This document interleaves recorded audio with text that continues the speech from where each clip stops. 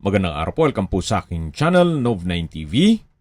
Patalasasan po, meron po ba kayong mga properties na napapabayaan or non-performing assets? Plan nyo ibenta, pero wala kayong oras pagbenta nito. Kung ito'y pagkakatiwala nyo po sa amin, tawag lang po kayo sa aking numero, usap po tayo, gawan ko po ng video for free. Yes, libre po. Wala po kayong babayaran. Tutulungan pa namin kayong mabenta ang inyong property. Kami na po bala sa marketing, sa boosting, pati po sa paid advertisements, even sa tripping. Hindi na po kayo mapapagod sa pag-entertain ng mga buyers. Kami na po bala sa lahat. Tawag lang po kayo. Nandito po tayo ngayon sa boundary ng Baras, Antipolo at Tanay, kung saan meron po tayong bagong video presentation. Isang modern design, brand new house and lot na may swimming pool. At ito po'y fully furnished. May lot area po ito na 218 square meters at may floor area na 211 square meters. May 3 bedrooms, 3 toilet and bath. Lahat ng rooms may split type aircon. May storage room, family room, lanay, staff room, service area, CCTV. May pedestrian gate at main gate made of PVC panels. Nakabakod na rin po buong property at meron din po itong landscape. Yan po yung main door. At mamaya ikutan po natin yan. Then dito po ay may garden set, may dubratan. At dito naman po sa kabila ay yung covered carport. Nakakasya ang dalawang SUV o tatlong sedan. Meron pong access gate dun sa dulo na paikot na yan sa setback. Naka-tile flooring na rin po dito. At pulido po ang pagkapintura ng ceiling at wall. Then meron pong access door na papunta naman sa powder room. Bago po tayo pumasok sa main door, check po natin itong paligid nitong property. So dito po sa harapan ay may ilang ornamental plants. Then may 3-seater na rattan garden chair. Then may table at meron din pong hand wash basin. At meron po itong faucet. So ito po yung setback na papunta naman sa swimming pool. Naka-landscape din po dito. Then itong concrete fence ay pinturado na rin. Ito po yung owning type glass windows sa may living area. Then meron pong glass walls. At ito na po yung poolside na meron pong hot tub na designed for therapeutic hydrotherapy. Then dito po ay yung swimming pool. Then meron pong mga bamboo design sa palibot ito. Then artificial grass po itong flooring. Kaya less maintenance. May net na rin po para hindi po malalaglagan ng mga dahon. Ito pong property ay may dalawang road access. Dito po sa kabilang side nitong concrete fence ay yung main road. Then dun naman sa may gate na malaki ay yung secondary road. So both sides ay may road access. Then ito po yung sliding glass door na papunta naman sa dining area. Napakaganda po ng lokasyon nitong property. At sa parking naman, so dalawang streets po ang possible na maging common parking ninyo. Common parking dito sa harapan, then dun sa likod. So ito na po yung main door. Na meron po itong glass panels. Then napaganda ng disenyo dito sa ceiling. May dalawang wall lamp.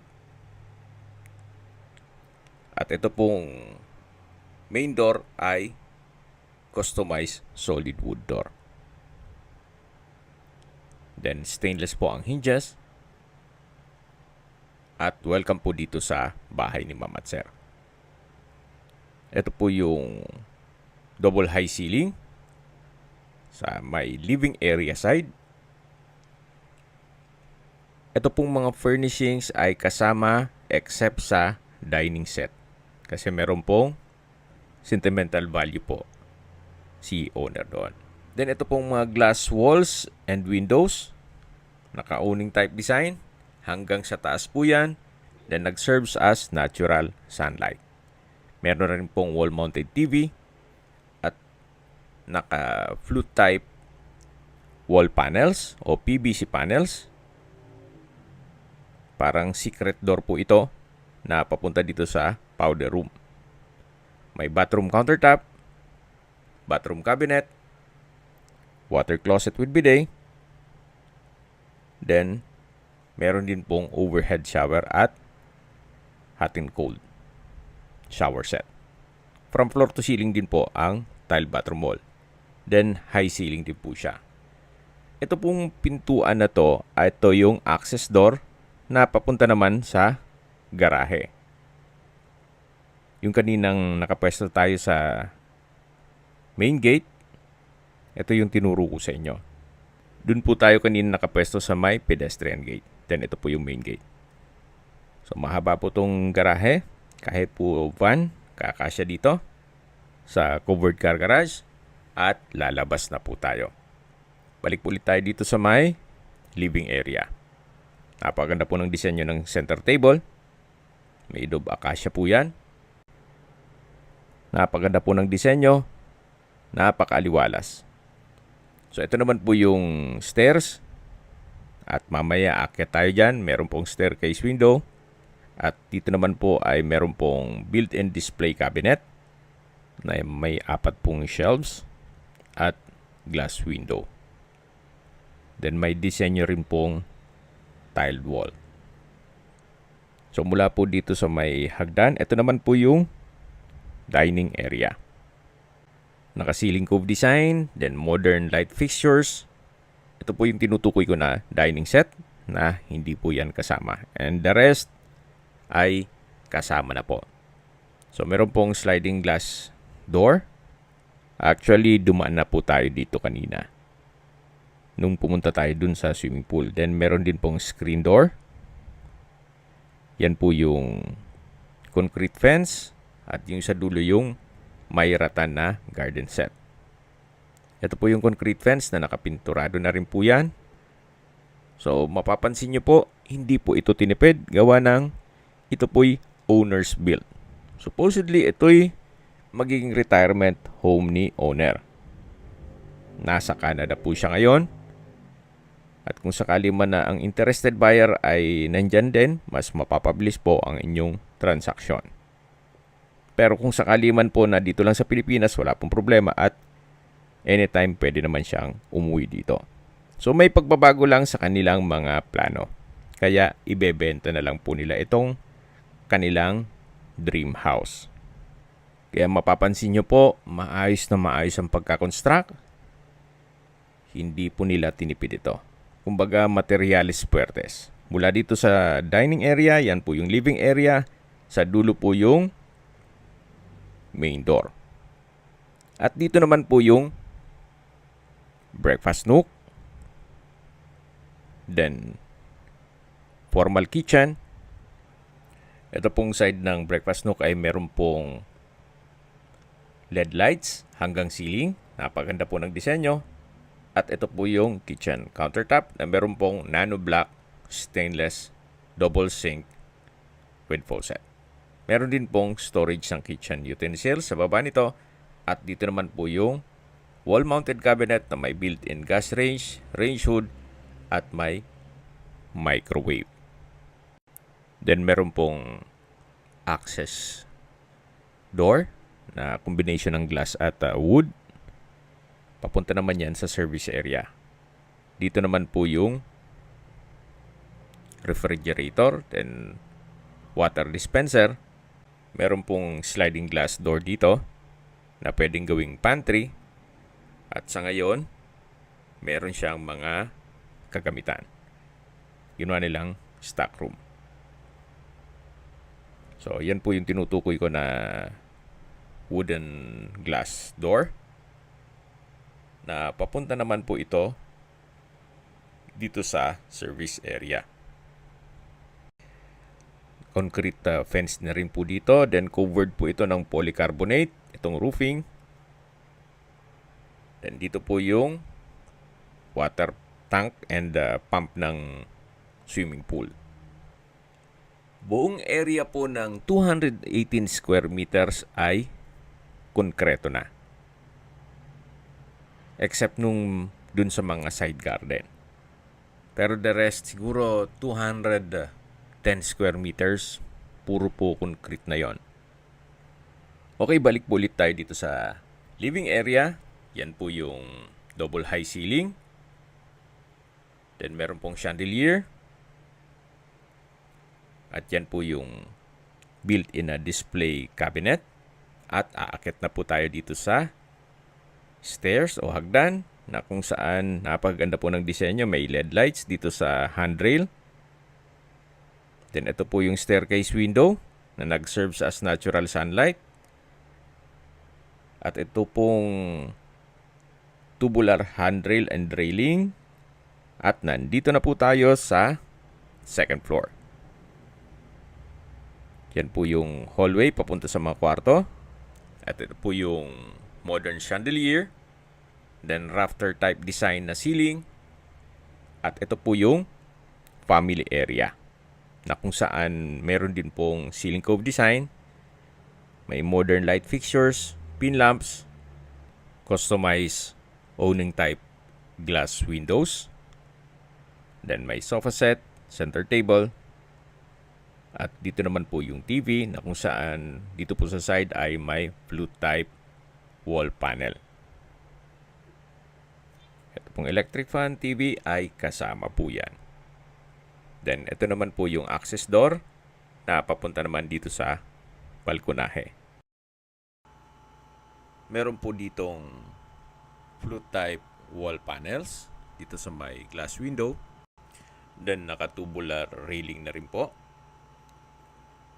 At yan po yung spasyo. Pwede po pong naglagay ng 2-seater na coffee table. At sa baba po nito ay yung swimming pool. Yan po din yung tinutukoy ko na main road na kung saan meron pong access din dito sa likod ng bahay dyan sa main road. So, front and back parehas po may road access. Babalik po ulit tayo dito sa family area. Yan po, tunghayan nyo po ulit. Then, silipin po natin itong open below. Meron pong chandelier na parang drop lights design. Yan po yung living area na kung saan dyan tayo galing kanina. And yan po yung glass walls and windows na nag-serve as natural sunlight. Then rafter type design itong ceiling. At check na po natin itong first bedroom. Sa spasyo, malaki po.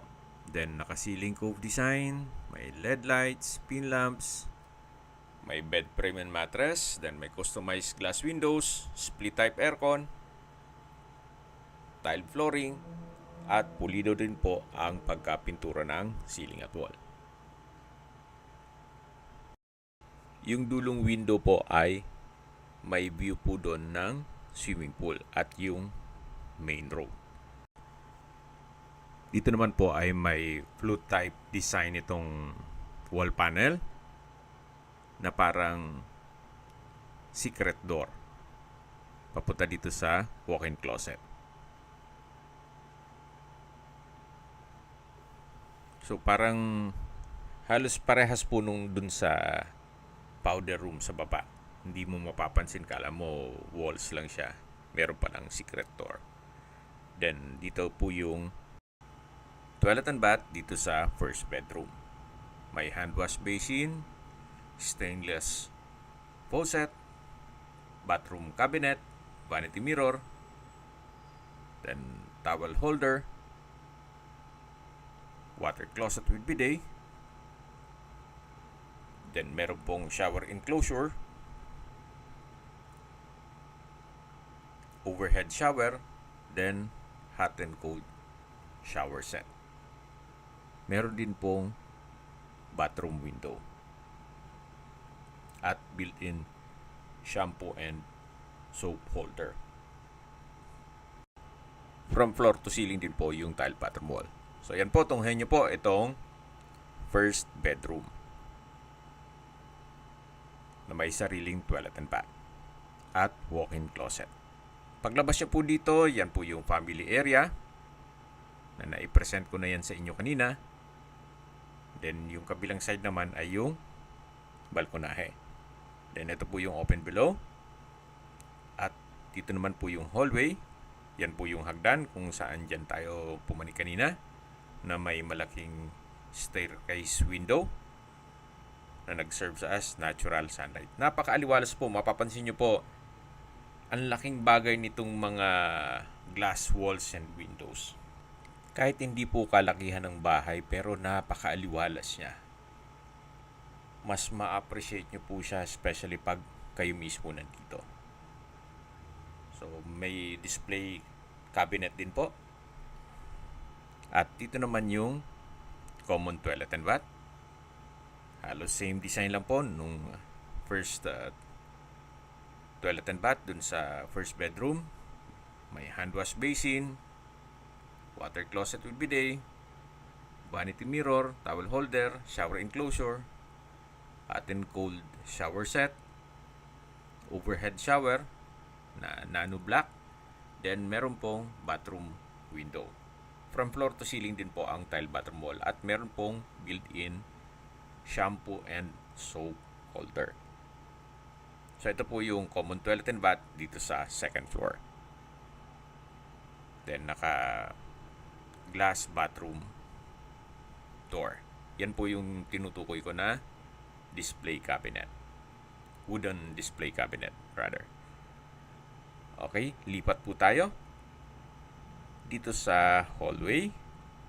Then ito po yung second bedroom na kung saan sa spasyo malaki din po siya. Then may customized glass window, may split type aircon, high ceiling, pulido ang pagkapintura ng ceiling at wall, may bed frame and mattress, tile flooring. At lipat po tayo dito sa kabila. Yan naman po yung wardrobe na may drawer. So dito rin po ay customized din lahat ng glass windows. So ito po yung second bedroom. Lalabas po tayo. Then check na po natin yung third bedroom. Ito pong third bedroom ay meron pong double deck, split type aircon, then may sliding glass door papunta sa balkonahe. Then sa taas po ay may skylight na nag-serve sa as natural sunlight din po. Bago po natin i-check ang balkonahe, check po natin itong attic. Then meron pong hagdan dito. At mga 3 hanggang 4 po pwedeng matulog dito sa taas. Samahan niyo po ako, akyat po tayo. Ito po yung naka wooden staircase. Then yan po yung tinutukoy ko. So kahit 6 po, kung hindi naman ganun kalaking tao, kakasya po dito. Napakaganda po na maximize nila yung spasyo. Nagamit nila lahat. At kung iba lang po, hindi na yan lalagyan ng mga glass windows kung titipirin. So ito po yung third bedroom. May split type aircon at may access po dito sa balkonahe o terrace. So, front and back nitong bahay ay meron pong balkonahe. Hanggang dun po yan sa dulo. Ito pong tubular railing ay hanggang dito sa kabilang side. Malaki po ang espasyo nitong balkonahe. Then, meron din pong stainless sink with faucet. Just in case na may okasyon na pwedeng ganapin nyo dito para hindi na po bababa kung meron pong hugasan. Then sa baba po nito, yan po yung polycarbonate roofing at service area. So bakante pa po itong mga magiging kapitbahay nyo. Tunghayan nyo po itong kapaligiran, napakatahimik, sariwa ang hangin, at malamig po ang klima. Ito po yung nasa mataas na lugar. Ang estimated elevation above sea level ay 787 feet. So yan po yung fasad. Napaganda po ng disenyo. Meron din pong mga light fixtures. Then flute type design po itong walls. At babalik na po tayo dito sa loob ng third bedroom. So tunghayan nyo po. Ito po yung third bedroom at lalabas na po tayo. Yan po yung second bedroom na kung saan pumasok na po tayo dyan kanina. Ito yung open below. Yan yung chandelier, glass walls, at sa baba yung living area.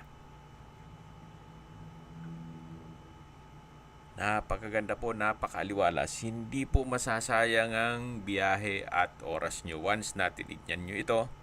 At sa mga nakakaintindi po, especially dito sa mga construction cost nito na talagang hindi niya tinipid. At binibenta po ito ni owner kung magkano lang yung inabot nung gastos niya. Di bali na yung pagod. Basta maibalik lang yung gastos nung lahat ng expenses niya sa construction at labor. Then sa dulong parte po ng video, pag-usapan natin ang presyo nito. Medyo bitinin ko lang po muna kayo. Gawa ng sa ganda po nito, malamang hindi po kayo nagdadalawang isip. Especially kung ang target nyong lugar ay dito sa Baras, Antipolo, or Tanay area. Habang naglilibot po tayo at pinagmamasdan nyo po itong kapaligiran dito sa loob ng property, pag-usapan na natin ang distance, location at travel time. So mula po sa SM Masinag, ang distance is 26.4 kilometers at ang travel time is 30 minutes. Mula naman po sa Padilla Public Market, ang distance is 18.7 kilometers at ang travel time is 26 minutes. Mula naman po sa Rizal Provincial Hospital, ang distance is 20.1 kilometers at ang travel time is 28 minutes. At yan po yung laging binabanggit sa aking video na dapat nyo i-consider sa paghanap ng property, yung meron pong malapit na hospital. Hindi ko naman po sinasabing sakitin kayo, yan naman po for emergency purpose lang naman. At mula naman po sa Antipolo Church, ang distance is 23.3 kilometers at ang travel time is 45 minutes. Mula naman po sa Cubao, ang distance is 34.9 kilometers at ang travel time is 1 hour and 16 minutes. Kung manggagaling naman po sa airport, ang distance is 48.3 kilometers at ang travel time is 1 hour and 49 minutes. Okay, nandito na po tayo sa poolside. Yan po. Ito pong property ay kakagawa lang po. Yan po, may waterfalls pa siya. Pero may pagbabago nga sa plano ni owner. Kaya ibebenta na lang niya. Actually, pabalik na siya. After nitong pag-video shoot, pabalik na siya ng Canada. Then, halos hindi niya natirhan po ito. Then, ito po yung powder room o comfort room dito sa my poolside. So, binebenta po niya ito sa halagang 16.8 million pesos. Opo, murang-mura na po ito. Then, kung negotiable, slightly negotiable lang po. At kung lalaliman nyo pa ang tawad nyo, sabihin nyo kaagad para hindi na masayang oras natin. Ang purpose lang niya ay ma-liquidate kung magkano lang nagastos niya, kahit yung pagod wag na, at may pagbabago sa kanyang mga plano. So mula Canada pabalik-balik po siya ng Pilipinas para lang ma-monitor niya ang construction nito. Kaya malaki din po yung airfare pero hindi naman niya sinama na sa computation sa pagpresyo pa nito. Okay, recap lang po sa mga nag-skip ng video. Ito pong property ay nasa boundary ng Antipolo, Baras at Tanay, Rizal. Then may lot area po ito na 218 square meters at may floor area na 211 square meters. May 3 bedrooms, 3 toilet and bath with split type aircon, storage room, family room, lanay, staff room, service area, may CCTV, naka-landscape, may swimming pool, at heated jacuzzi, at meron pong waterfalls. Ito po'y brand new. Opo, bago lang gawa ito. Ulitin ko, may pagbabago lang sa kanyang plano kaya ibebenta niya na ito. Ito po'y nasa loob ng isang subdivision na kumpleto po ang amenities gaya nitong function hall. Then meron pong parks and playgrounds. Sa swimming pool po ay may slides. Tungkol naman sa seguridad, meron pong 24 hours security.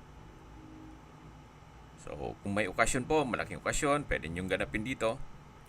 Kung may mga katanungan po kayo, tawag lang po kayo sa aking numero. At sa mga kababayan naman natin nasa ibang bansa, meron po akong Telegram. Sa mga iPhone user naman, may iMessage. Meron din pong Imo, Skype, Viber at WhatsApp.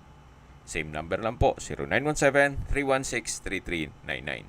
Sa mga nagtatanong naman po ng aming Facebook, meron po kaming Facebook page na Nov9TV at Facebook Real Video. Meron din pong TikTok at Instagram. May ibang YouTube channel po kami na The Nov9TV channel, Nov9TV Listings, Nov9TV On The Spot, at Nov9TV Updates. Sana po naibigyan nyo ang video presentation. Paki-like and subscribe na lang po sa aking channel para ma-update din po kayo sa aking future listings. Kung sakali po hanap nyo yung mas malaking sukat na lupa, meron din po kaming ibang listings na pwede nyong pagpilian. Huwag po kayo mag-atubiling tumawag sa amin, then let us know your budget para malaman namin kung anong property pwede namin alok sa inyo. Sa lahat pong viewers, subscriber at nagtiwala po sa amin, salamat po sa suporta. Ingat po kayo lagi at yung pamilya. Maraming salamat po. You might consider this property, especially kung i-assess nyo po yung pagkagawa niya na materialis pertes at owner's build. So, dun pa lang po, talagang hindi niya tinipid. Hindi po siya build and sell. Kaya, may pagpabago lang talaga sa kanyang plano. So, kung sakali pong magpa-tripping kayo dito sa property to, kailangan ahead of time, hindi pwedeng ura-urada para ma-inform natin si owner at merong mag-assist dito. Salamat po ulit sa inyong panunod sa aking mga videos. Ingat po kayo lagi.